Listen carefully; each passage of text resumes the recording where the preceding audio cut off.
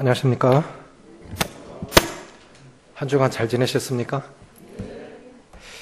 네, 성도들 이렇게 얼굴 보는 것이 참 큰 기쁨이죠.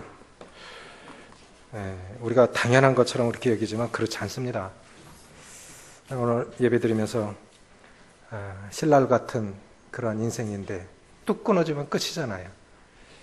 우리 인생 매일매일 붙잡으셔서 이렇게 살아가게 하시는데 또 잡히지 않는, 잡을 수 없는 바람 같은 걸 잡으려고 그렇게 헛되이 살다가 한 줌의 죄로 사라져버리는 그런 가치없는 인생인데 구원받고 하나님 앞에 소망 안에 살아간다고 하는 것이 얼마나 큰 축복인가 그렇게 생각해 봤습니다. 먼저 우리 만찬 예배 때 떡이 좀 바뀌었죠. 사실 한국식으로 하니까 떡입니다. 우린 또 떡병, 진설병 그러잖아요. 그래, 서복조회님 구원받고 모임을 발견하시고 처음에 만찬 예배를 드려야 되겠는데 어떻게 할 줄 몰라서 떡시루를 갖다 놓고 같이 잘라서 드셨다고 그러더라고요. 뭐 괜찮습니다. 어떻게 하든 나라마다 교회마다 다녀보면 다 달라요. 가장 보편적으로 하면 참 좋을 것 같아요. 이렇게 여러 교회들을 다녀보니까 우리 초창기에는 다 그렇게 했습니다. 우리가 전에 하던 것처럼. 그런데 지금은 그렇게 하는 교회가 모임에도 없어요. 대다수 거의 카스테라로 해요. 근데 잘라지지 않아. 그러던 한 떡이니까 잘라서 그렇게 하는데 너무 단 게 문제죠. 그렇죠? 카스테라. 이 재질이 저는 제일 좋은 게 이스라엘 하이파 교회 가서 예배 드렸던 게 참 감동적이에요. 이스라엘 사람들은 이사야 53장을 안 읽는답니다. 구원받은 사람들만 있는데요. 주님이 그렇게 오셨으니까. 그런데 그 교회 그 떡은 비스켓이에요. 자매님들한테 주문을 했는데 그걸 못 꺼내더라고요. 우리 기술이 부족하고 뭔가 딸리는 것 같아요. 그러더니 이렇게 눈을 바삭 부서져요. 그래갖고 아주 작게 이렇게 합니다. 근데 그걸 못 꺼내는 거예요. 그거 할 수만 있다면 그거 했으면 좋겠어요. 그걸 못 하는 거예요.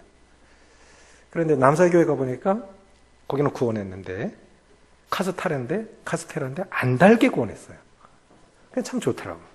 동그랗게 구원하는데 딱 잘라서 그렇게 하니까. 그래서 하여간 이렇게 저렇게 해 보는 겁니다. 그래서 가장 편리하게 동안 오자매님 많이 수고하셨는데 참 축복이 됐죠.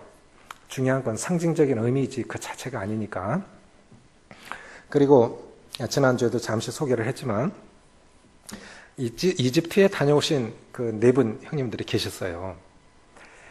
그분들이 이제 사진으로다가 이집트 다녀온 그 교회 이런 것들 쭉 보고를 하고 그건 공개하면 안 됩니다. 이슬람권이기 때문에. 그런데 이제 질문이 이어진 거예요. 질문하십시오. 그런데 이제 500명, 600명 모이는 교회가 적은 교회예요? 1000명 모이는 교회가 있어요? 이집트에? 놀란 거죠. 이슬람권에 그것도 장로교, 감리교, 침례교도 아닌 모임이 500, 600명, 1000명씩 모인다고 그러니까 도대체 상상이 안 되는 거예요. 충격을 받은 거예요. 그럼 1000명이 모이는 교회는 1, 2층으로 모이는 것 같은데 어떻게 예배를 드립니까? 이게 다 못 모이니까 1, 2층으로 나누어서 예배를 드리는데 영상으로 드리는 거예요. 그럼 떡은 어떻게 합니까? 그런데 참 신기한 게 한 1000명이 모이는데도 200명, 300명 모이는 교회에서 예배 드리는 그 만찬 나누는 시간하고 똑같이 그친대요. 그게 뭐냐? 나누는 사람들이 한 10명 되는 거예요. 한 10명 되는 거예요. 신속하게 나눠주는 거예요. 우리가 몇 주 전부터 하다가 오늘 안 나오던데 다음 주부터는 그날 사회자 형제님이 주고 그 다음 주 사회 하실 분이 같이 나와서 나누십시오. 그래서 시간도 절약을 하고 함께 동역하는 의미에서 한 사람이 접시 4개, 5개씩 이렇게 포개 오지 말고 한 두 분이 나와서 동역하십시오. 한 100명 모이는 교회도 한 2명씩 나와서 하더라고요. 참 보기 좋았어요. 아, 참 좋다. 두 분이 나와서 저를 소개를 하고 동역을 하니까 참 좋더라고요. 다음 주부터 그렇게 해주셨으면 좋겠습니다. 갈라디아서 5장 16절입니다.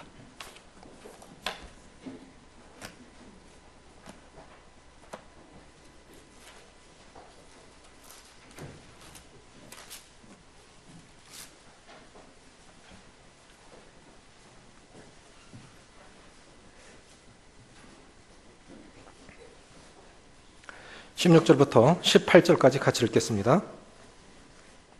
시작. 내가 이르노니 너희는 성령을 따라 행하라. 그리하면 육체의 욕심을 이루지 아니하리라.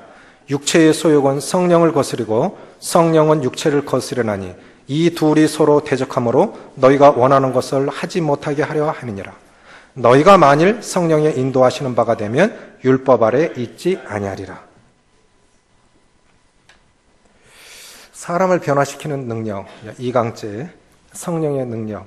성령의 능력을 살펴본다고 해도 굉장히 많은 시간이 필요한데 1시간으로 줄여보겠습니다. 우리가 믿는 내용이 무엇을 믿느냐가 어떻게 사느냐를 결정한다고 생각이 되집니다. 성경이 사실인 것을 믿습니까? 성령으로 아니하고는 변화될 수 없다는 걸 믿으십니까? 보십시오. 60년대, 70년대, 80년대를 거쳐오면서 굉장히 특별히 한국은 이 학구열이 높죠. 고학력자들. 지금 대졸 안 한 사람이 거의 없죠. 그런데 세상은 더 악해졌습니다. 그렇죠? 그럼 학문이 사람을 변화시킬 수 없다는 겁니다. 무엇이 사람을 변화시킬 수 있을까요? 사람을 변화시키는 것은 성령의 능력입니다. 지금 안 계신데 청주에 알코올 클리닉이 있었습니다. 그분은 하나님 안 믿는 분인데 그 알코올 중독자들이 와서 이 치료가 돼서 돌아가면 다시 중독자가 돼서 다시 들어온다는 거죠. 그러니까 너무 허무한 거예요. 그렇게 심혈을 기울여서 고쳐졌는데 또 들어오고 또 들어오고 가족에게도 버림받고 갈 데도 없고 이거 어떻게 고칠 수 있는 방법이 없냐. 그런데 그 알코올 클리닉 병원 커요. 그 병원의 사무장이 서청지교회 형제님이셨어요. 그래서 그 사무장 형제님이 김홍영 형님을 모시고 그 중독자들하고 성경 공부를 한 겁니다.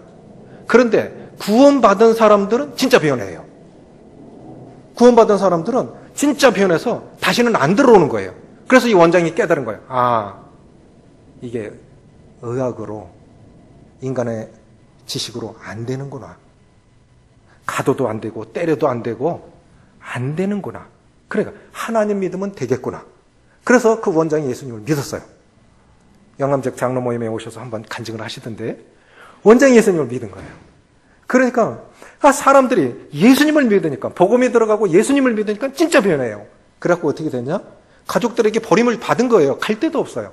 그래서 사람을 어떻게 거두어야 되잖아요. 또 그러니까 허드렛 일을 시킵니다. 병원에서 한 100만 원씩 정도씩 주면서 허드렛 일을 시키면서 전에 그 사람들이 알았던 알코올 그 중독자들을 도와줘요. 그런 일을 저도 가서 한 2번인가 3번 가서 한번 봤는데 그러면 사람이 변할 수 있는 것은 성령의 능력밖에 없어요. 그런데 구원받지 않은 사람들 속에는 성령이 계시지 않잖아요? 그렇죠? 그러니까 변화가 한계가 있는 거예요. 변하는 것 같은데 돌아와 보면 제자리인 거예요. 사람을 진정으로 변화시킬 수 있는 것은 성령의 능력밖에 없습니다. 무엇을 믿느냐가 어떻게 사느냐를 결정합니다. 따라해 보십시오. 무엇을 믿느냐가 어떻게 사느냐를 결정합니다. 우리가 지금은 이렇게 삽니다. 무엇 때문입니까? 예수님을 믿었기 때문에. 예수님을 믿었기 때문에. 성경이 사실인 걸 믿기 때문에 이렇게 살아가는 겁니다. 우리가 믿는 내용이 이 믿는 내용이 결국 삶의 방식과 결과의 차이를 가져온다고 믿습니다. 뭘 믿느냐? 그걸 믿으니까 그렇게 살아가는 거고 이걸 믿으니까 이렇게 살아가는 거고 필라델피아, 미국의 필라델피아라는 도시가 있는데 그 도시 중에서도 올드시티, 아주 오래된 도시에 가보면 아주 오래된 교회가 하나 있답니다. 이 필라델피아 가는 사람들은 거기를 크리스찬들은 다 거기를 거쳐간대요. 그 오래된 교회를 왜 가냐? 거기에 가보면 지금은 박물관 교회가 된 것 같아요. 미국이 독립한 지 몇 년 됐습니까? 200년? 벌써 200년 역사를 가졌으니까 그냥 관광지가 됐는데 갔다 온 사람들은 굉장히 감동을 받고 온답니다. 뭐냐? 그 안내인이 이렇게 개인이 싱글들이 앉는 자리가 따로 있고 가족석이 따로 있었대요. 그 교회는. 그래서 가족 단위로 이렇게 앉아 있도록 의자를 배치를 했나 봅니다. 그런데 그 안내인이 뭐라 그러냐면 여기는 미국 1대 대통령 조지 워싱턴 가족이 앉아서 예배를 드리던 자리입니다. 여기는 벤자민 프랭클린, 또 한 것은 토머스 제퍼슨. 누군지 아시겠습니까? 미국 헌법을 기초한 사람들. 그 시 미국을 건국한 사람들, 이 당시 미국의 정신적인 지도자가 이 세 사람이에요. 워싱턴, 또 프랭클린, 제퍼슨. 이런 분들이 그 교회에서 나온 거예요. 그 가족들이 거기서 예배를 드린 거고 200년 전 감동이 느껴지더랍니다. 그래서 그 교회를 갔다 온 사람들은 굉장히 감동을 받고 온대요. 우리는 성령에 대해서 많이 들었습니다. 압니다. 여기 이제 영원 형제님이 좀 도와주셔서 성부 하나님, 성자 하나님, 성령 하나님 삼각형으로 만들어놨죠? 성령 어떤 분이십니까? 우리 삼위일체 하나님을 믿죠? 이단이 뭐냐? 삼위일체 하나님을 부인하면 이단입니다. 예수 그리스도께서 육체로 오신 것을 부인하고 우리 주님이 죽으시고 부활하신 것을 부인하면 이단입니다. 다른 것들은 교리 차이예요. 가장 중요한 이단의 기준은 뭐냐? 삼위일체 하나님을 부인하는 거예요. 두 번째, 예수 그리스도께서 육신으로 오신 것을 부인하는 것이 그게 이단입니다. 그런데 어느 외국인이 한국의 그 신학자입니다. 신학 교수가 한국에 왔는데 왜 왔느냐? 한국 교회를 연구하기 위해서 왔답니다. 그래서 이제 그분이 통역하는 젊은 목사님한테 한국에서 제일 큰 교회를 보여주십시오. 거기서 예배 드리고 싶습니다. 그래서 예배를 드렸답니다. 예배를 드리고 이제 잘 예배를 드리고 나왔는데 그들이 말하는 예배는 주로 설교, 찬양이죠. 드리고 나왔는데 내려오는데 한국에서 제일 큰 교회 어딘지 아시죠? 내려오는데 2부 예배 드리러 오는 사람들이 큰 물결같이 그냥 그 큰 계단을 막 뛰어 올라오더라는 거예요. 그래서 다칠까봐 이 사람 젊은 목사하고 옆에 이렇게 계단 옆에 섰대요. 그게 너무 궁금한 거예요. 너무 이상한 거예요. 예배는 경건한 마음으로, 즐거운 마음으로, 경건한 기쁨으로 드려야 되는데 뭐 예배를 오는데 저렇게 뛰어갑니까? 젊은 목사한테, 통역하는 목사한테 좀 물어봐 주세요. 왜 뛰나 물어봐 주세요. 그럼 왜 뜁니까? 그랬더니 앞에 앉아야 복을 받습니다. 그러더라는 거예요. 다 뛰는 거예요. 왜 뛰는 거예요? 복 받으려고. 그래서 이분이 이 교회 사람들 모이는 이유가 있구나. 이 교회 사람들이 모이는 이유는 이거구나 하고 진단했다는 거예요. 복 받으려고. 우리 왜 예수님 믿습니까? 한번 근본을 한번 짚어볼까요? 우리 왜 예수님 믿습니까? 일본에는 이단이 거의 불교 계통에서 나온답니다. 옛날 일본 지하철에 가스 뿌리는 사람들 알죠? 옴진리교회? 그게 불교 계통이에요. 일본의 이단은 불교 계통에서 나오는데 우리 종교 그 연구했던 탕명한 씨 알죠? 탕명한 씨가 뭐라 하냐면 한국의 교인들은 70%가 샤머니즘이 될 가능성이 있다 했습니다. 한국 교인들은 70%가 샤머니즘이 될 가능성이 있다. 복 받으려고 오는 거예요. 내 자식 잘 되고 나 잘 되고 그게 교회에 오는 이유라는 거예요. 이래 갖고는 교회가 바른 진리가 아니라는 거죠. 한국 교회는 잘못 가고 있는 거예요. 그래서 미국의 그 워싱턴, 이 토마스 제퍼슨, 벤자민 프랭클린 이런 분들을 배출해냈던 그 교회. 자자손손 얼마나 자랑이 되겠습니까? 자, 한번 생각해 보십시오. 우리는 우리 교회를 뭐로 자랑하시겠습니까? 우리 교회를 다른 사람들한테 자랑하고 싶어요. 소개하고 싶어요. 소개가 더 좋은데 실제로 하다 보면 그냥 자랑이 되죠. 그러면 우리 교회를 뭐로 자랑하시겠습니까? 뭐로 소개하시겠습니까? 작지도 크지도 않은 그냥 아담한 건물이 있다고요? 교회 역사로 자랑하겠습니까? 교회 규모로 자랑하겠습니까? 성도 수로 자랑하시겠습니까? 뭘로 자랑하시겠습니까? 저는 미국의 그 필라델피아 그 오래된 교회 이야기를 들으면서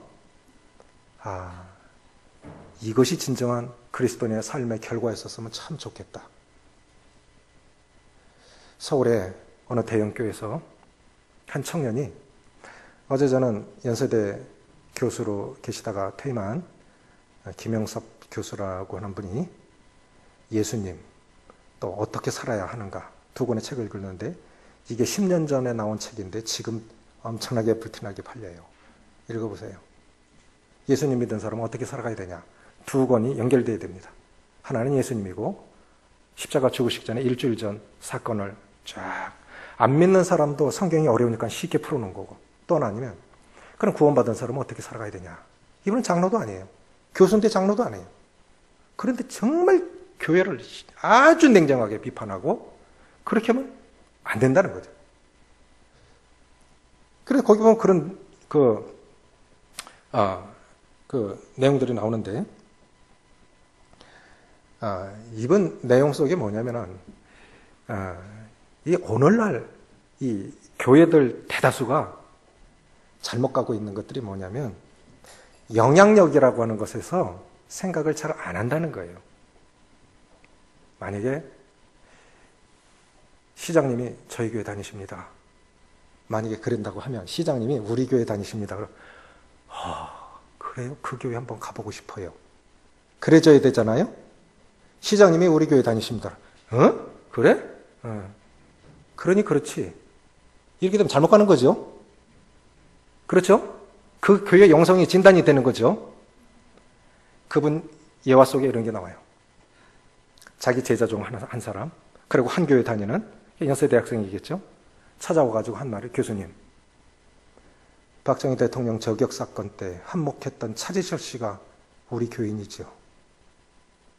삼풍백화점 무너졌는데 샘풍백화점 사장님이 우리 교회 장로시죠. 우리 교회 잘못 가고 있는 거 맞잖아요. 우리 교회는 잘못 가고 있는 거 아닙니까? 그랬을 때 그 교수님이, 맞아, 우리는 잘못 가고 있어. 그렇게 사회에 영향력을 미쳐야 할 사람들이 배운 것이 결국 그거라면 교회는 잘못 가고 있는 거예요. 교회는 기능을 잊어버린 거예요. 이분은 뭐라고 지적을 하냐면, 교회주의라고 말하대요. 교회주의. 우리가 권위주의라고 그러죠. 권위는 반드시 있어야 됩니다. 선생님은 선생님의 권위가 있고, 대통령은 대통령의 권위가 있어야 나라를 이끌어갈 수 있어요. 장로님들도 장로님의 권위가 있어야 교회를 이끌어갈 수 있습니다. 그러나 권위주의는 잘못된 거예요. 그건 뭐냐? 권위를 주신 목적을 잘못 이해하기 때문에 엉뚱하게 쓰는 거예요. 자신을 위해서, 육신을 위해서. 교회를 살아가는 건 맞아요. 그런데 문제는 뭐냐면, 우리 교회만 살아가는 거예요. 결국은 뭐냐면, 교회에서 배웠다고 하면 나가서 그렇게 살아야 되는 거거든요. 세상에서 그렇게 영향력으로 나타내야 되는데, 교회 안에서만 좋은 형제님, 자매님이에요. 교회 안에서만. 이 교회 밖에서는 영향력을 못 미치는 거예요. 그건 좋은 교회가 아닙니다. 진짜 좋은 교회는 안에서 잘 배워서 바깥에서 잘 살아야 돼요. 시태아 여기 배우신 분들 계시죠? 신학교도 처음에 그렇게 시작했대요. 각 지역 목사들이 세워지기 전에, 목사 제도가 있기 전에 먼저 그런 도란노선 같은 그런 훈련기관이 있어서 각 지역교회 장로들이 추천한 사람이 가서 신학을 배워서 금요일이면 본교회와 돌아와서 잘 섬기고, 그리고 배웠으니까 와서 잘 섬기는 거예요. 그게 훈련의 목적이죠. 그런데 지금 엉뚱하게 가고 있거든요. 잘못 가고 있는 거죠.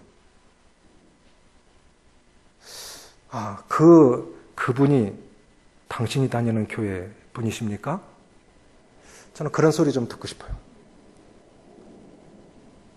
우리 성도님들은 이제 교회에서 배워서 이제 세상으로 나가는데 어떤 소리 듣고 계십니까? 성령의 능력은 바로 그 결과를 위해서 성령을 우리가 의지해야 되고 성령의 다스림을 받아야 한다고 생각이 되어집니다. 갈라디아서의 핵심은 자유입니다. 얼마 전에 문성공 형제님이 한번 이 자유에 대해서 교제하셨죠? 기억 안 나시죠? 하루 지나면 70%를 까먹는다니까 기억이 날 리가 없죠. 저는 메모해놓으니까 안 잊어버립니다. 진정한 자유는 남을 해치지 않는 범위 내에서의 자유가 아니라 육체를 기회로 삼지 않고 사랑으로 서로 종로로 타며 성령의 다스림을 받는 것이 진정한 자유라고 결론을 냈습니다. 그때 문성공회장은 그렇게 결론냈는데 정말 요약을 잘한 거예요. 진짜 자유가 뭐냐? 갈라디아서는 두 가지를 말씀해 주고 계시거든요. 하나는 뭐냐? 다른 복음 없다. 다른 복음 없다. 너희가 들었던 그 복음이 진짜 복음이야. 그런데 거짓 교사들이 와서 이거 대대 저거 대대 다시 가르쳐요. 그래 헷갈리는 거죠. 또 하나 뭐냐? 다른 능력 없다고 하는 겁니다. 다른 복음 없다. 다른 능력 없다. 너희가 성령으로 시작해서 이제 육체로 마치겠느냐? 이것이 바울의 호된 책망이거든요. 다른 서신서와는 달리 갈라디아서 1장 1절은 이렇게 시작해요.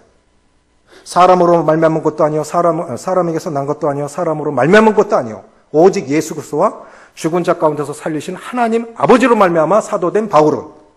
근데 사도 바울은 다른 서신서에서 그렇게 안 합니다. 하나님 아버지와 예수 그리스도조차 은혜와 평강이 너에게 있을지어다. 이게 시작이에요. 항상 은혜와 평강 이렇게 안부를 묻는데 갈라디아서는 아니에요. 갈라디아서 아니에요. 시작부터 사람으로 말미암은 것도 아니요 사람에게서 난 것도 아니요 오직 예수 그리스도와 죽은 자 가운데서 살리신 하나님 아버지로 말미암아 사도된 바울은. 그러니까 권위를 갖고 지금 책망하고 있는 거죠. 이게 뭐냐? 지금 갈라디아 학교는 잘못 가고 있는 거예요. 잘못 가고 있는 거예요. 한번 우리를 좀 되짚어 보면 어떨까요? 되짚어 보면 어떨까요? 아파트에서 복음 전하기는 정말 어렵다고요. 문 닫으면 딱 끝이고 얼굴 볼 일도 없으니까. 근데 주택 살면서 보니까 복음 전하기는 주택에 살아야 돼요. 복음을 전하려면. 제 길거리를 쓰니까 저희 앞에 또 쓰레기 다 갖다 놓으니까 쓰레기 다 정해. 옆에 주위 사람들이 목사님 이사 오시고 나서 우리 골목이 바뀌었어요.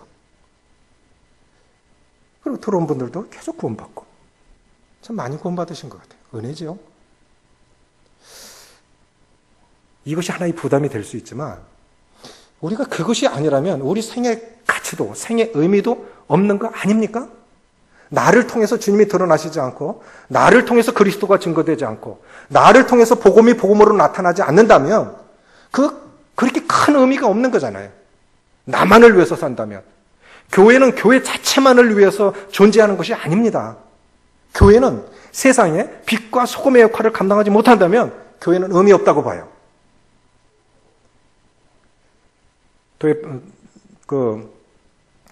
까루파 조마의 그 형제들이라는 그 책 속에 이런 내용이 나온다고 그래요. 저는 아직 10권이기 때문에 장서라 못 읽어봤는데 어느 날 예수님이 오셨다는 겁니다. 그래서 그 교황이 사제들을 쭉 보내서 확인해 보니까 진짜 예수님. 예수님 어떻게 하고 계시던 2000년처럼 여전히 가난한 사람들에게 복음을 전하시고 먹을 것도 주시고 병자를 고치시고 말씀으로 가르치고 계세요. 그래서 교황이 예수님 모시고 와라. 예수님이 교황 앞에 서신 거예요. 예수님 2000년 동안 안 오시더니 왜 이제 오셨습니까? 지금 교회가 아니잖아. 지금 교회가 아니잖아. 그러니까 내가 해야지. 그래서 교황이 뭐라 그러냐면 예수님 때문에 내 직장이 이렇게 써요. 빨리 가세요. 그러더라는 거예요. 어쩌면 저는 조금씩 조심이 되는 거 있어요. 어느 목사님들이요. 교회가 커지니까 자꾸 나가라고 그러더라고요. 장로님들도 몇 년, 한 7년 정도 섬기고 나면 눈물을 흘리면서 나가야 돼. 또 하나 교회를 개척해야 돼. 보통 2,000명, 3,000명을 안 넘어간다는 거예요. 계속. 그런데 정말 건강해. 함께 예배 드리다가, 함께 교제 나누다가 떨어져서 주님 섬기려고 하니까 얼마나 눈물이 있습니까? 오늘 한국 교회는 좀 잘못 가는 것 같아요. 그런데 그것이 일반 대형 교회만 그럴까요? 저는 좀 마음 가운데 조금 두려움이 있는 곳이 있어요. 우리 시작할 때 아주 적게 시작했거든요. 14명이 눈물 뿌리면서 지하 30평에서 그렇게 빛도 없는 곳에서 눈물로 예배드리며 그렇게 주님 섬겨왔어요. 이제는 한 사람 하나도 몰라요. 별 관심 없어요. 이게 우리가 지금 바로 가고 있는 건 맞는 겁니까? 관심 없어요. 어느 정도 안정이 되니까 이제는 그냥 잘 굴러가지는 거예요. 한 사람 영향력 별로 없습니다. 저요? 제 영향력 별로 없어요. 저 없어도요? 잘 돼요. 말씀 얼마나 잘 전합니까? 젊은 형제님들 말씀 얼마나 잘 전합니까? 전도자들 있죠. 목자들 있죠. 잘 돼요. 그러니까 나 하나 정도 대중 속에 숨어도 찾을 사람도 없고 발각될 일도 없고 그냥 잘 가는 거예요. 그게 진짜 구원받은 사람의 삶일까요? 저는 그렇지 않다고 봐요. 성령은 인격이신데 성령은 인격이라는 게 지성, 감정, 의지 이게 합해져서 인격이죠. 성령은 곧 모든 것 하나님의 깊은 것이라도 통달하시니라. 성령께서 우리 마음을 감찰하고 살피고 계시죠. 또 우리가 잘못 살아가면 성령께서 근심하십니다. 그래서 하나님의 성령을 근심하게 하지 말라. 또 우리가 때때로 기도하지 못합니다. 그런데 우리가 기도하지 못하니까 성령께서 기도하지 못하는 우리를 위해서 탄식함으로 기도하신다고 했어요. 저는 이렇게 생각해요. 하나님의 사람의 다른 말은 성령의 사람이라고 봅니다. 제가 잘 안 되니까 되고 싶어서 드리는 말씀이에요. 사람은요, 다 모든 거 잘하는 사람 하나도 없고요. 다 잘못된 사람도 하나도 없습니다. 다 장단점이 있어요. 다 급한 사람 급한 대로, 느린 사람 느린 사람대로 다 잘 쓰임밖에 말이에요. 중요한 거는 우리가 성령의 사람이 되어줬으면 좋겠어요. 성령의 사람. 성경에 보면 하나님의 사람 모세, 하나님의 사람 여호수아, 하나님의 사람 다윗. 하나님의 사람이 뭐냐는 거죠.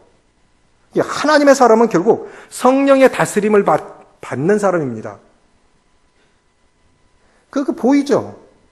성격은 그걸 죽이려고 그러니까 몸도 마음도 망가지고. 그런데 그 사람은 자기 딴에 굉장히 수고하고 노력하는 거예요. 성격대로 살면 죽었어요. 저 같은 사람도 벌써 죽었죠. 제 성격대로 살으면. 그거 성령께 굴복하고 처복종시키느냐고 안 따라가고 의지는 안 되고 그러니까 병나는 거예요. 그런데 진짜 뭘까요? 자신을 처복종시키는 훈련이 안 되는. 저는 이렇게 생각해요. 하나님께서 쓰시는 사람, 쓰시는 교회, 쓰시는 나라 어떤 사람들이냐? 기꺼이 성령님께 다스림을 받고 성령님께 인도하심을 받는 사람을 하나님 쓰신다고 믿습니다. 성령께 굴복하지 않으면 역효과가 더 커요. 엄청나게 커요. 사람들은 잘 모르죠. 보이는 것만 보니까. 우리 교회가 좀 크게 쓰임받았으면 좋겠고 우리 성도들이 정말 실제적으로 쓰임받았으면 좋겠어요. 교회에서만 잘하는 성도들 아니고요. 교회 밖에서 잘하시는 분들 됐으면 좋겠어요. 교회에서만 칭찬하는 사람들 말고요. 교회 밖에서 칭찬받는 사람들 됐으면 좋겠습니다. 소원하십니까? 정말 그렇게 됐으면 좋겠어요. 교회 밖에서 칭찬받는 사람들. 교회 안에서야 형제 자매니까 막말로 치고받고 한다고 아이고 제가 잘못했습니다. 용서하십시오. 그러면 돼요. 그런데 교회 밖에서는 그 사람들 하나님 없는 사람들이에요. 하나님 없는 사람들 앞에서 그렇게 하면 안 되는 거예요. 왜 오늘날 교회가 욕을 먹고 있습니까? 미국 건국 초기에요. 목사 권위가 판사 권위하고 똑같았대요. 거의 그 정도 권위였대요. 그러니까 목사들을 굉장히 존경한 거예요. 그렇게 존경한 거예요. 그런데 지금은 그렇지 않잖아요. 저부터 회개가 되어지는데 왜 우리가 성령을 따라 행하여야 되느냐? 첫째는 성령은 우리가 사랑의 법을 성취할 수 있는 힘을 주시기 때문입니다. 다른 사람들이 우리가 하나님의 사람들이라는 걸, 하나님의 자녀들이라는 걸 뭘로 알 수 있습니까? 요한복음 13장 34절에 보니까 예수님이 새 계명을 주노니 서로 사랑하라. 내가 다시 말하노니 서로 사랑하라. 너희가 서로 사랑하면 모든 사람들이 너희가 내 제자인 줄 알리라. 그러면 저 사람 교회 다니는 사람들이야. 교회 다니는 사람들이야. 서복교님 그 병원에 가면요 하는 사람들이 있어요. 한 2시간씩 기다려야 되니까 막 욕을 해요. 왜 이렇게 빨리, 다 노인들이죠. 왜 빨리 안 시켜주고 나는 이렇게 늦게 기다리게 하느냐. 우리는 조금 기다리다가 조금 빨리 해줘요. 그럼 막 욕을 하잖아요. 그럼 저희는 대구에서 왔습니다. 그러면 조금 봐줘요. 대구에서 왔어요? 대구에서 왔어요? 그리고 하는 말이, 이 병원에는 원장님 다니는 교회 사람들 많이 오죠. 하는 거예요. 이 교회는 원장님 다니는 교회 사람들 많이 오죠. 이게 뭐냐? 오면은 또 무료로 진료해주고, 선교사들, 가난한 사람들 그냥 지어주고 하니까 근데 소문이 난 거 아닙니까? 저는 이렇게 생각해요. 사랑이 없다 했을 때 그것이 근본적으로는 사랑이 없는 게 아닙니다. 문제는 그 사람이 성령의 다스림을 받고 있는 것이 아니에요. 성령의 다스림을 받고 있는 것이 아니니까 사랑하지 못하는 거예요. 어느 분이 그렇게 말씀하셨어요. 신앙생활은 어려운 게 아니라 불가능한 거다. 좀 모순돼 보입니까? 그렇지 않습니다. 한번 해보십시오. 내 힘으로 할 수 있는 것 같아요? 내 힘으로 할 수 있는 건 아무것도 없어요. 금방 낙심하고 금방 포기하고 성령께서 계속 샘물과 같은 힘을 주시고 격려해 주시고 그러니까 그 길을 가는 거지. 보십시오. 어느 분이 그 일을 하다 그만하게 됐겠어요. 왜 그럴까요? 이제 고갈된 거예요. 자기 힘은 바닥난 거예요. 그런데 누구는 계속 그 길을 가. 그 차이는 뭘까요? 그분이 성령을 의지하고 있기 때문입니다. 그런데 사람들이 제일 듣고 싶은 말이 사랑이라는 말이죠. 그런데 보십시오. 5장 15절 같이 읽습니다. 시작. 만일 서로 물고 먹으면 피차 멸망할까 조심하라. 우리가 성경을 그냥 읽으면 안 됩니다. 갈라디아, 이 터키 여러 지역 중에 하나가 갈라디아인데 이 갈라디아 교회들에게 바울이 권면한 건 뭐냐면 만일 서로 물고 먹으면 피차 멸망할까 조심하라. 왜 이 말씀을 하셨을까요? 지금 갈라디아 교회는 사랑이 부족한 거예요. 사랑이 부족한 거예요. 실제로 갈라디아 교회는 지금 이 지경이 된 겁니다. 그래서 바울이 너희가 서로 물고 먹으면 둘 다 망해. 둘 다 망해. 오늘날 정치도 그렇게 해서 투표 결과 보셨죠? 결국 대통령은 마음 안 드니까 하라고. 또 당대표는 또 대통령 한 사람. 그 꼬라지 펴기 싫다 이거죠. 다른 데 찍는 거예요. 다 똑같아요. 문제는 뭡니까? 우리가 사랑으로 행하지 않는다고 하는데 실제로는 그 사람이 성령의 지배받지 않으니까 육신으로 하는 겁니다. 사랑이 없는 거예요. 두 번째 뭐냐면 육체의 욕심을 이길 힘을 주시죠. 16절 시작. 내가 이르노니 너희는 성령을 따라 행하라. 그리하면 육체의 욕심을 이루지 아니하라. 이 힘은 어디서 나오는 겁니까? 성령께서 주시는 거예요. 내 힘으로는 그것이 안 되는 거예요. 그래서 여기 보면 이제 17절부터 21절까지 육체의 열매들은 이런 죽은 열매, 이런 것들 육신으로 행하면 다투고 싸우고 당짓고 분열되고 이렇게 술 마시고 뭐 방탕해지고 이 투기하고 이런 것들 결국은 성령이 없으니까 그렇게 살아가는 거예요. 성령의 다스림을 받지 않으니까 그렇게 살아가는 겁니다. 그러면 우리는 어떻게 살아가야 되겠습니까? 저는 기도가 되어지는 게 있어요. 많은 일보다도 그 묘비명에 뭐라고 기록되기를 원하십니까? 묘비명에 뭐라고 기록되기를 원하세요? 누군가는 써줄 건데 수엘라오노 형제님도 그리스도인들이 받아야 할 심판을 한번 교제해 주셨는데 이집트 교회는 사역자를 세울 때 그렇게 세운대요. 아내한테 먼저 동의를 받아야 돼요. 아내가 당신 아니야. 당신 같은 사람이 사역자 되면 안 돼. 그럼 끝이. 자녀들에게 두 번째 묻는답니다. 자녀들이 봤을 때 우리 아빠 정도면 가능하지. 그러면 그 지역교회에서 그 다음에 전국교회에서 통과돼야 사역자가 세워지니까 이집트 모임의 사역자들은 얼마나 훌륭합니까? 그렇지 않습니까? 우리는 그렇잖아요. 저부터. 그렇잖아요. 그 차이가 뭘까요? 지식의 차이일까요? 내 남편이 의사이기 때문에 내 남편이 변호사이기 때문에 사역을 한다? 아닙니다. 아닙니다. 결국 그 사람 안의 역사는 성령의 역사를 보는 거거든요. 부족이 있죠. 그러나 그가 어떻게 가장 추구하는 그 사람이 추구하는 궁극적인 목표가 뭐냐를 본다면 가능한 거예요. 연약해도. 세 가지인데요. 우리가 성령을 따라 살아야 할 이유, 사랑하는 가족들, 사랑하는 성도들, 하나님께서 아무도 포기하지 않으신 이웃들, 그들을 사랑하기 위해서 우리가 성령의 다스림을 받아야 돼요. 나 같은 사람도 구원받았다면 우리가 버릴 사람 하나도 없겠죠. 나 같은 사람도 여전히 주님 사랑하고 계시다고 그러면 우리가 용서하지 못할 사람 없겠죠. 그렇죠? 그런데 우리가 조금 교만해지면요, 이렇게 봅니다. 이렇게 지적하기 시작하는 거예요. 너희가 성령의 인도하심을 받으면 율법, 법에, 그러니까 법대로 살아가는 거예요. 결혼한 지 이제 한 30년 됐는데 제가 좀 변했어요. 뭐가 변했냐? 근데 다시 변했어요.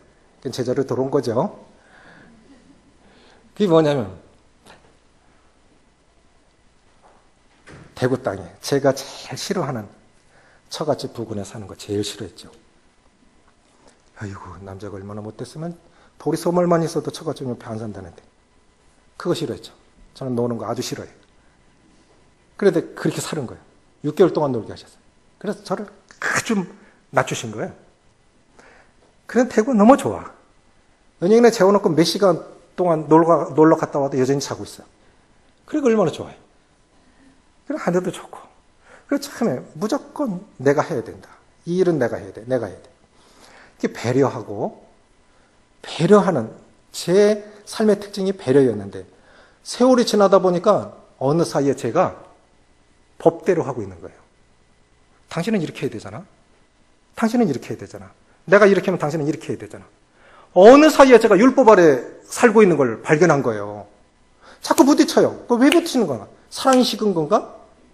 물론 그런 것도 있겠지만 살아오면서 제가 느낀 게 뭐냐? 아, 잘못됐다. 성령 안에서 행하면 다 배려할 텐데 그냥 법대로 하는 거예요. 법대로. 아내는 이렇게 해야 되잖아. 이건 마땅히 아내가 해야 되잖아. 우리가 성령으로 행하지 않으면 율법 아래 매입니다. 성도들도 그렇습니다. 성도들도. 내가 이렇게 하니까 당신은 이렇게 해야 되죠. 성도는 이 정도 해야 되잖아? 그럼 법으로 하는 거예요, 법으로. 거기 은혜 없어요. 법으로 하는 사람 밑에는 은혜 없어요. 자유 없어요. 너희가 성령의 인도하심을 받으면 율법 아래 있지 아니하리라 했습니다. 진짜 자유는 뭐냐? 진짜 자유는 남에게 피해를 입히지 않는 범위 내에서의 그 자유가 아니라 육신으로 살지 않고 이 육체를 기회로 삼지 않고 사랑으로 서로 종노릇하고 성령의 다스림을 받는 것이 그게 진짜입니다. 그렇게 살아간다면 남들이 어떤 말 해도 괜찮아요. 다른 사람이 나한테 어떤 말을 해도 괜찮습니다. 그렇게 살면 그게 진짜 자유입니다. 자, 앞절 보십시오. 13절입니다. 시작. 형제들아, 너희가 자유를 위하여 부르심을 입었으나 그러나 그 자유로 육체의 기회를 삼지 말고 오직 사랑으로 뭐하라? 예, 그러니까 성령 아래 살고 있다면 그 결과는 뭐냐? 사랑으로 종노릇하는 겁니다. 이해하시겠죠? 그분이 정말 성령 아래에 있다. 그러면 그 첫 번째 결과가 뭐냐? 사랑으로 종노릇하는 거예요. 사랑으로 서로 종노릇하는 거예요. 수고하는 분들 그래요. 나도 쉬고 싶은 거예요. 헌신하는 분들 내 돈 아까운 거예요. 자기가 잘못하지 않았는데도 가서 빌어야 할 사람, 자기도 자존심이 있는 거예요. 그 사람 속 없어서 그러는 거 아닙니다. 그런데 왜 그렇게 살아갈까요? 성령 안에 있으니까, 사랑하니까 종노릇하는 겁니다. 그게 바른 교회예요. 그게 건강한 교회예요. 두 번째는 우리의 육체의 본성 얼마나 강합니까? 이스마엘, 이삭과 맞은편이라고 하면서 얼마나 애를 먹입니까? 어느 분이 그리스도인은 갈등하는 나그네라고 그랬어요. 우리가 구원받기 전에는 죄 지어도 그렇게 큰 갈등 없었습니다. 그런데 구원받고 나면 조그만 양심도, 자식한테 잘못해도 너무너무 미안하고, 누가 뭐라고 안 했는데도 정말 마음이 무거운 거예요. 왜 그럴까요? 성령께서 근심하시는 거예요. 우리 본성대로 못 사는 거예요. 성령께서 근심하시니까 그 사람은 참 힘들어요. 그런데 그것을 성령께서 근심하시는데 그걸 계속 무시하면 이제 강팍해집니다. 이거 아니야. 그렇게 하면 안 돼. 안 좋은 습관들. 그런 것들 계속 할 때 성령께서 근심하시죠. 그런데 그걸 계속 무시하게 되면 성령께서 이제 역사하시지 않는 거예요. 무뎌지는 거죠. 그래서 우리는 성령 안에서 예민할 필요가 있다고 생각이 되집니다. 성령은 우리 안에 상과 인격의 변화를 가져다 줍니다. 밴드에 한번 떴던가요? 오자매님 한번 보내주셨는데 한동대 총장님 사모님이 간증이 한번 올라왔어요. 제가 다 들었습니다. 그분이 하신 말씀이 한국에는 교회 다니십니까? 이렇게 묻는데 미국에 가서 받은 질문은 뭐냐면 당신의 삶 속에서 주님이 역사하십니까? 이렇게 묻더라는 거예요. 그래서 충격을 받았대요. 예수님 믿습니까? 한국은 이렇게 믿습니다. 이렇게 말합니다. 아니, 더 편하게 교회 다니십니까? 이리 묻죠? 그렇죠? 교회 다니십니까? 조금 더 구체적으로 예수님 믿으십니까? 이런 데 잘 안 물어요. 그런데 미국에서 그 사모님이 받은 질문이 뭐냐면 당신의 삶 속에서 성령님이 역사하십니까? 주님과 동행하고 계십니까? 부끄러워서 답을 못했대요. 그리고 나서 깨달은 게 갈라디아서 5장 22절, 23절입니다. 시작. 오직 성령의 열매는 사랑과 희락과 화평과 오래 참음과 자비와 양성과 충성과 온유와 절제니 이 같은 것을 금지할 법이 없느니라. 저는 이것이 한 개 한 개 성령 안에서 맺어져야 한 개 한 개의 열매로 봤거든요. 그런데 헬라어는 단수 복수로 나오고 하기 때문에 학자들이 한 말이 이 성령의 열매는 한 꾸러미로 묶어져 있다는 거예요. 한 꾸러미로. 아, 그분 충성스러워. 그러니까 잘해. 아, 그분은 사랑 있어. 그러니까 다 잘해. 그러니까 아니고 한 꾸러미로 다 묶어져 있다는 거예요. 그러니까 성령 안에 살으면 요 9가지 열매는 그냥 한 꾸러미로 나온다는 거예요. 한 꾸러미로. 이해가 가시겠죠? 한 꾸러미로. 그러니까 결국 이게 없다. 그럼 성령 안에서 잘못 살아가고 있는 거예요. 우리는 이렇게 위로받죠. 나는 충성스러워. 남한테 피해는 안 주고 있거든? 아니에요. 양선이 없다. 덕이 없다. 성령 안에서 행하는 게 아니죠. 아니죠. 사람을 변화시키는 힘, 복음의 힘. 두 번째, 사람을 변화시키는 힘. 뭐라고요? 성령의 다스림을 받는 겁니다. 그래서 우리 성도들이, 저부터 우리 성도들 모두가 소원으로 삼으시기를 바라는 것은 우리가 성령의 사람이 되시기를 바라요. 아, 그분은 참 신령한 사람이다. 그 뜻이 무엇이겠습니까? 사무엘상 10장에 보면 이제 사무엘이 사울에게 성령이 내게 임하리니 내가 변하여 그렇게 큰 일을 행하리라.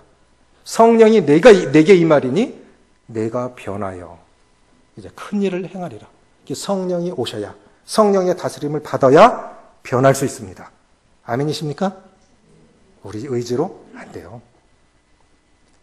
강요된 명령으로 안 변합니다. 강요된 명령으로는 절대로 안 변해요. 그 율법이에요. 안 되는 거예요. 그런데 성령께서 내 안에 역사하시면 가능한 거예요. 제가 70년대 들은 간증이 있어요. 브라질 선교사로 가신 김성주 형님, 차미님은 못 배우신 분이에요. 얼마나 좀 이렇게 자존심 상하고 좀 그럴 때도 많았겠잖아요. 만약에 예를 들어서요. 주인집 아들이 식모를 사랑했어요. 참 안 됐다. 동정이 사랑으로. 실제로 사랑이라는 어근은 불쌍히 여기다. 동정하다에서 온 거랍니다. 그러면 불쌍히 여기서 사랑으로 표현한 거예요. 그래서 식모를 아내로 삼았어요. 옛날에요. 저 어렸을 때는 그때도 부잣집들은 식모 있었는데 잘못하면 쫓겨났어요. 막 때리기도 하고요. 지금도 대기업 회장들 막 잘못된 회장들은 막 기사들 막 때리고 걷어찬다고 그러대요. 근데 왜 있냐? 한번 용돈을 주면 50만 원, 70만 원씩 준대. 그리고 그것 때문에 버티는 거예요. 얻어맞아도. 지금도. 그런데 그 식모가 이제 아내가 됐어요. 첫날에는 밥 설든지 밥 잘못하면 매맞아. 법 아래서 살아야 돼. 그런데 이제 주인의 아들의 아내가 됐어요. 그러면 어떻게 되겠습니까? 밥 안 해도 여보 오늘 내가 좀 피곤한데 짜장면 시켜 드세요. 그래? 그렇게 하지. 근데 식모가 그렇게 말하면 됩니까? 안 됩니까? 안 되지요. 그건 당장 쫓겨나야 되죠. 그럼 진짜 사람을 변하게 하는 것, 사람을 은혜롭게 하는 건 뭡니까? 사랑입니다. 그런데 그 사랑은 어디서 오는 거라고요? 성령 안에 있을 때 가능한 거예요.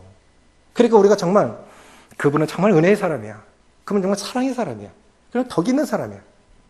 기다려줄 줄 아는 사람이야. 사역자 수양에 가서 남원교회 유교영제님이 60에 은퇴한 분들 많아요. 간증을 하는데 이러시더라고요. 이혼하려고 도장 찍으러 갔다가 나와가지고 서복정님 만나서 둘 다 구원을 받은 거예요. 그리고 이혼 없었던 일로 하고 같이 살아가는데 안 맞잖아요? 많이 다투고 했는데 지금은 자매님 여기 이제 능막에 기도 제목이 천국교회 올라온 적이 있어요. 안 같은 게 생겼어요. 난 주님 만날 준비 됐어. 그리고 누웠는데 자매님이 하염없이 울더래요. 나는 아직 준비 안 됐어요. 나는 당신을 떠나보낼 준비가 아직 안 됐어요. 그렇게 하염없이 울더래요. 그래서 수술 잘 마치고 오진으로 나가지고 암은 아니었는데 이제 아내하고 아들한테 여보 당신은 나를 한마디로 표현하면 어떤 사람인 것 같아? 그리고 물었답니다. 그리고 무슨 답이 나왔냐면 기다려주는 남자. 그래갖고 우리가 박수를 쳤어요. 사역자들이 박수를 쳤어요. 저 말은 아무나 들을 수 없는 말이다. 저도 그게 소원이 되죠. 이제 급하니까 기다려주는 남자. 그러면 아들한테 얘야 한 집에 살고 있는데 그 교회 장로예요. 아들이. 그런데 너는 나를 어떻게 생각하냐? 참 생각하더니 부드러운 남자. 그래서 또 한 번 박수 쳤어요. 저렇게 늙어야 돼.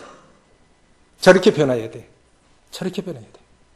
젊었을 때는 의욕이 있고 열정이 있으니까 그랬을지 모르지만 늙어서는 기다려줄 줄 아는 사람. 부드러운 사람.